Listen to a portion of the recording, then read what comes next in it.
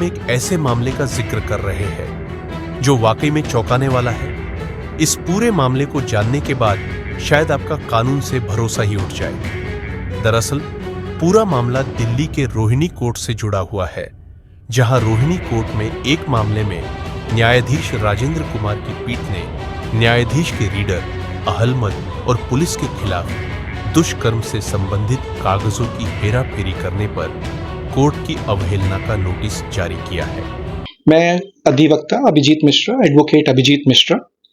मैं सबसे ज्यादा जघन्य अपराध जो कानूनी व्यवस्था को हिला देने वाला अपराध के बारे में बताना चाहूंगा। कंटेम्प्ट पिटीशन जारी करी गई है, नोटिस जारी करे गए हैं राजेंद्र कुमार जी, माननीय सेशंस जज नॉर्थ वेस्ट डिस्ट्रिक्ट रोहिणी के। उन्होंने इस बात पे कंटेम्प्ट नोटिस इशू करा है कुछ लोगों को, जो हैं पवन कुमार, सुदेश, यशवंत कुमार और वेद प्रकाश। और इससे ज्यादा सबसे इंपॉर्टेंट बात है रीडर और अहलमद, कोर्ट नंबर 113, श्री अपूर्व भारद्वाज जी जो जुडिशियल मजिस्ट्रेट हैं नॉर्थ वेस्ट डिस्ट्रिक्ट के, उनके रीडर और अहलमद तक को उन्होंने कहते हैं contempt notice, criminal contempt notice issue करा है, सिर्फ और सिर्फ इस बात के लिए कि एक पीड़िता जिसके ऊपर कहते हैं 376 डी यानी कि गैंग रेप, और वो भी पुलिस द्वारा करे हुए 376 सी तक के करे हुए जघन्य अपराध के सारे दस्तावेज कोर्ट स्टाफ ने बिना जज की परमिशन के, यानी कि श्री कहते हैं जुडिशियल मजिस्ट्रेट श्री अपूर्व भारद्वाज जी के परमिशन के बिना, उनकी नॉलेज के बिना उनको पहले ही थमा दिए और उन लोगों ने जाके इसके ऊपर स्टे ले आए। सवाल ये पूछा गया हमारे द्वारा माननीय जज साहब से कि जब जज साहब ने ही नहीं दिया गया जब ये कागज 208 सीआरपीसी का कंप्लायंस ही नहीं हुआ, तो ये इनके पास पहुंचे कैसे? ये इतना बड़ा सवाल उठाता है पूरी की पूरी कहते हैं कानूनी व्यवस्था पे, कि जहां पे पूरा का पूरा कोर्ट स्टाफ ही मिला हुआ है एक्यूज के ऊपर, जिन्होंने ये अपराध करा है, उसको इतनी मदद कैसे? जब जज ने ही कागज नहीं दिए तो इनके पास आए तो आए कहां से कागज? तो ये बहुत बड़ा सवाल उठाता है हमारी कानूनी व्यवस्था पे कि क्या पीड़िता को कभी कोई न्याय मिल पाएगा? और वो भी इधर उधर की बात नहीं है, ये दिल्ली में जो हमारा राष्ट्र की कहते हैं राजधानी है, वहां पे अगर इस तरह से काम हो रहा है तो हम लोग कैसे विश्वास कर सकते हैं कि हमारे को कुछ न्याय की उम्मीद भी हो सकती है इन सब चीजों में। आगे किस तरीके की चीजें हैं जो आप करने वाले हैं? 27 अगस्त 2024 को श्री माननीय कहते हैं राजेंद्र कुमार जी, सेशंस जज नॉर्थ वेस्ट डिस्ट्रिक्ट रोहिणी के कहते हैं सेशंस जज ने सबसे पहली बात नोटिस जारी करा इन 4 पुलिस कर्मियों ने जो राजस्थान के थे, और रीडर और कहते हैं अहलमद जो अपूर्व भारद्वाज जी माननीय कहते हैं judicial magistrate north west district Rohini के, इनके कहते हैं खिलाफ भी करा। सवाल ये उठा कि इनके पास कहते हैं स्टेटमेंट, विटनेसेस स्टेटमेंट, एविडेंसेस, वो भी कहते हैं रेप, वो भी गैंग रेप पुलिस के द्वारा करे हुए, ऐसे कहते हैं उनके पास आए कहां से दस्तावेज जब तक जज साहब ने नहीं दिए? तो इसके ऊपर अगली कार्यवाही 18 सितंबर 2024 की रखी गई है, जिसके अंदर ये सवाल पूछा जाएगा कि आपको ये कागज मिले तो मिले कैसे? सर, जो 376 डी यानी कि सामूहिक बलात्कार, कब की बात है और किस तरीके से पूरा प्रकरण हुआ उसके बाद? 28 जुलाई 2021 की बात है। मेरी जो कहते हैं क्लाइंट हैं, उनको पकड़ के राजस्थान पुलिस के ये कहते हैं लोग दिल्ली से बिना किसी प्रक्रिया के, कानूनी प्रक्रिया के ले गए। सवाल ये था कि 2 नाम थे जो मैं अभी आज की तारीख में बदल के बता रहा हूं। उनका नाम सीमा था और पकड़ना था किसी और सीमा को, पकड़ के ले गए इनको। ये यहां तक बात नहीं बनी, उन्होंने बताना था कि ट्रांजिट रिमांड लेनी थी, जज से परमिशन लेनी थी, एमएलसी करानी थी दिल्ली में, कुछ भी नहीं। बेगमपुर पुलिस स्टेशन तक को मालूम नहीं है कि उनके इलाके में कोई पुलिस आई, अरेस्ट मेमो हुआ, एमएलसी हुई, ट्रांजिट रिमांड हुई, कुछ भी नहीं मालूम उनको। तो एमएलसी वगैरह तो छोड़िए, जिसको लेना था उसको लिया नहीं, जिसको पकड़ना था उसको पकड़ा, और ये बिना मतलब साजिश के ये हो ही नहीं सकता, इस लेवल का था। जब पीड़िता वहां पे उनके चंगुल से बच के निकल के आई, तब हमने ये केस डाला। इस केस की सारी प्रक्रिया, सारे के सारे कागज सील्ड एनवेलप कवर में, जो माननीय सुप्रीम कोर्ट ऑफ इंडिया की जजमेंट है निपुण सक्सेना की, उसके तहत सब कुछ सील्ड कवर में होता है। वो सील्ड कवर इन अपराधियों ने, जब हमारे जज साहब ने इसका संज्ञान लेके उनके ऊपर नोटिस इशू कर दिए, तो इन लोगों ने उस सील्ड कवर को तोड़ के, सील खोल के, ये सारे के सारे एविडेंस, विटनेस स्टेटमेंट, कंप्लेंट की कॉपी उनके पास जज से पहले पहुंची हुई। तो ये सवाल उठता है कि ये हुआ तो हुआ कैसे? तो ये हमारा क्रिमिनल कंटेम्प्ट का सवाल था। दरअसल अधिवक्ता अभिजीत मिश्रा ने बताया कि जुलाई 2021 में राजस्थान की गंगानगर पुलिस टीम दिल्ली के बेगमपुर में आती है और यहां से उनकी क्लाइंट को 420 के आरोप में लेकर जाती है, जिसका थाने में कोई रिकॉर्ड दर्ज नहीं किया जाता। बकौल अभिजीत मिश्रा, उन पुलिसकर्मियों ने उनकी क्लाइंट को एक एक करके सामूहिक रूप से दुष्कर्म किया। इसके अलावा पुलिस ने उसके परिजनों को झूठे केस में फंसाने की धमकी भी दी। जैसे तैसे युवती वापस दिल्ली पहुंची और सीआरपीसी की धारा 200 के तहत सीधे न्यायाधीश के सामने अपने मामले को रखा। मामले की गंभीरता को देखते हुए इसमें जांच की गई और कई तथ्यों को देखने के बाद न्यायाधीश आयुष शर्मा की पीठ ने गंगानगर पुलिस टीम के 4 कर्मियों को कोर्ट में पेश होने का नोटिस भेजा। सीआरपीसी की धारा 204 के तहत उन पुलिस कर्मियों को पेश होना था, लेकिन उन पुलिस कर्मियों ने पेश होने के बजाय अलग अलग तरकीब निकालने शुरू कर दी। बकौल अधिवक्ता अभिजीत मिश्रा, इसी दौरान उन्हें पता चला कि सामूहिक दुष्कर्म के मामले में आरोपियों की पेशी होने के बाद न्यायाधीश द्वारा उन्हें कागज दिए जाते हैं जो कि उन्हें पहले ही मिल गए। इस संगीन अपराध को देखते हुए न्यायाधीश राजेंद्र कुमार ने बीते 27 अगस्त को न्यायाधीश के रीडर अलमद और उन पुलिस कर्मियों को, जिनमें एसआई पवन कुमार, कांस्टेबल वेद प्रकाश, सुदेश, यशवंत कुमार को कोर्ट की अवहेलना का नोटिस जारी किया गया है। बहुत बड़ा गंभीर मामला है। रोहिणी कोर्ट, वो कोर्ट जहां से पहले भी चाहे ब्लास्ट को लेकर के हो या गोलीबारी को लेकर के इस तरह के मामले सामने आए, ऐसे में कितना गंभीर हो जाता है सुरक्षा के बारे में? सुरक्षा, मैं तो ये सोच रहा हूं कि ये कहते हैं कानून है भी या नहीं है। सवाल इस बात पे है कि अगर कोर्ट का स्टाफ ही मिला हुआ है, क्योंकि ये बिना कोर्ट के स्टाफ के मिलने के बिना तो ये सवाल ही नहीं हो सकता।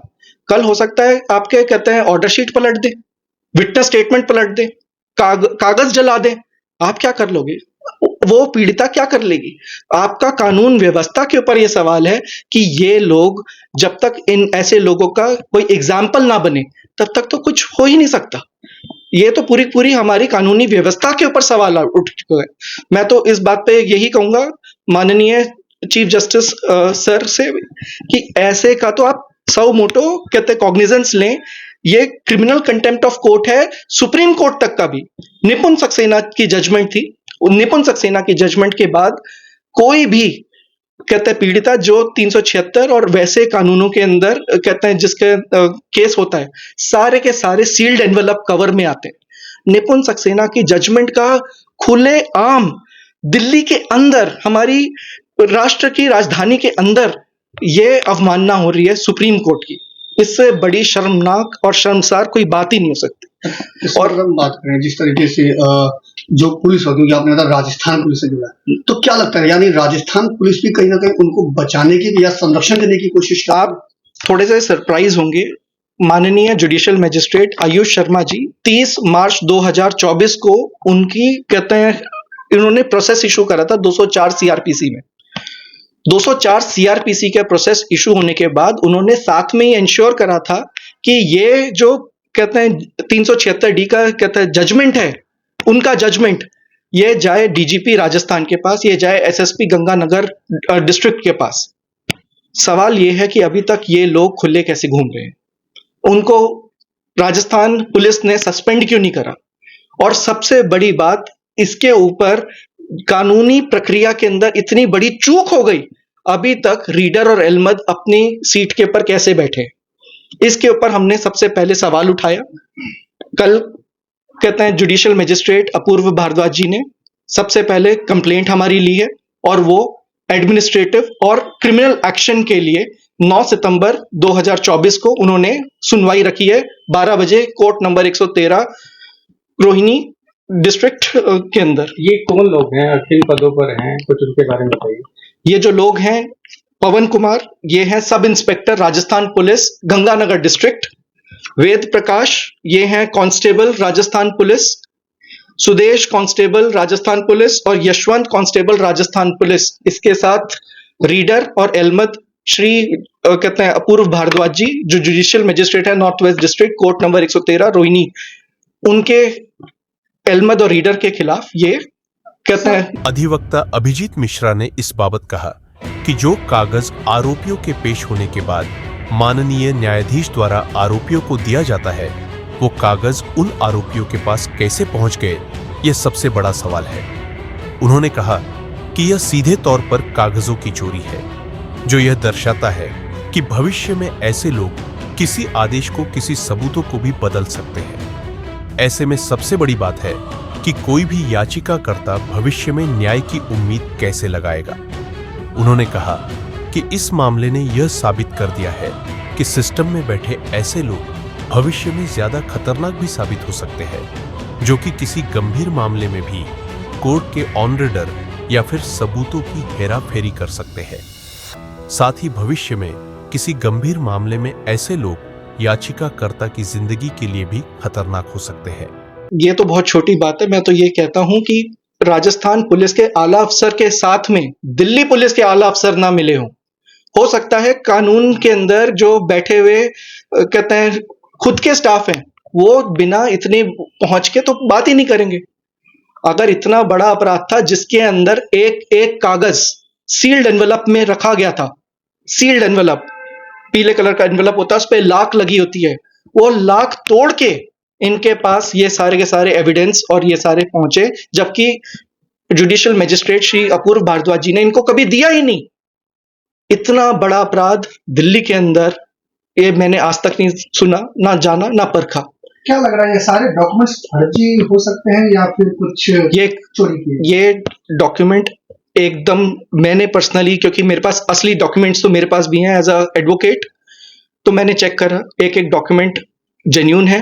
पर सवाल ये है, ना तो वो सर्टिफाइड कॉपी है, वो चुराई हुई सबसे ज्यादा है, और चोरी बिना रीडर और अहमद के कोर्ट के हो ही नहीं सकती। तो इसका जो सबसे ज्यादा कहते हैं वो है, सवाल उठता है कि हमारा कानून क्या कर रहा है। सर, कानून व्यवस्था के लिए कितना जरूरी हो जाता है इस तरीके से जो ये आपने बताया है पूरा जो वाकया हुआ है, तो क्या आगे जो और भी केसेस चल रहे हैं उनके लिए कितनी मुश्किलें हो सकती हैं? क्या सवाल सबसे बड़ा ये उठेगा कि क्या कोई इंसान कानून के ऊपर भरोसा भी कर पाएगा? आज आप अपनी स्टेटमेंट देने जा रहे हैं, आपकी स्टेटमेंट हो सकता है पीछे से गायब कर दी जाए, हो सकता है, ऐसा नहीं है कि नहीं हो सकता, क्योंकि मेरे साथ हुआ है और मैं इस बात का खुद गवाह हूं कि मेरे पैरों तले जमीन निकल गई कि मैं उस पीड़िता को क्या जवाब दूं कि उसके ऊपर इतना बड़ा अपराध कानून खुद कर रहा है। जो लोग उनको बचाने के लिए थे, सबसे पहली बात राजस्थान पुलिस खुद उनको कहते हैं, उनके साथ जो करा उस बात का तो कोई दोहराई नहीं है। सबसे मतलब अवमानना वाली बात है कि किसी भी लड़की के साथ इस तरह से हो। फिर कोर्ट का स्टाफ खुद मिलके ऐसे लोगों को बचा रहा है, तो हमारी इंसानियत कहां गई?